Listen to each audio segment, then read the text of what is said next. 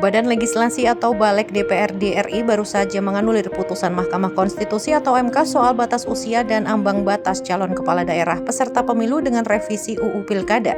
Pengamat politik Universitas Diponegoro Wahid Abdul Rahman menyebut KPU harus tegas menindaklanjuti putusan MK dengan peraturan Komisi Pemilihan Umum. Terlebih mengingat putusan MK bersifat final dan mengikat, sehingga DPR RI tidak sepantasnya ikut campur mengakali putusan MK demi kepentingan segelintir kelompok. Menurut Wahid, sikap konsisten KPU itu perlu ditunjukkan sebagaimana saat KPU menyetujui putusan MK saat Pilpres.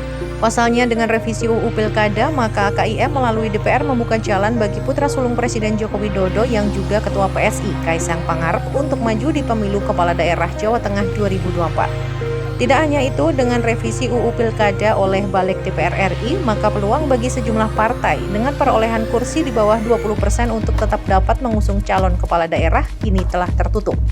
Misalnya PKB di Jawa Tengah dan PDIP di Jakarta. Pasalnya di Pilkada Jakarta, PDIP tidak cukup ambang batas untuk mengusung Anies Baswedan maju pilgub.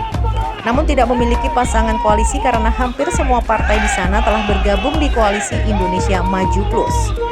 Wahid menyoroti sikap parpol yang tergabung dalam koalisi Indonesia Maju turut memaksakan revisi UU Pilkada. Kini Wahid menilai hanya KPU yang dapat menyikapi putusan MK dengan segera menyusun PKPU berkaitan dengan putusan MK. Apalagi putusan itu disebut final dan mengikat. Kendati demikian, bila melihat rekam jejak KPU, Wahid pesimistis bila KPU akan menyikapi putusan MK dengan segera menyusun PKPU berkaitan dengan putusan MK. Download Tribun X sekarang. Menghadirkan lokal menjadi Indonesia.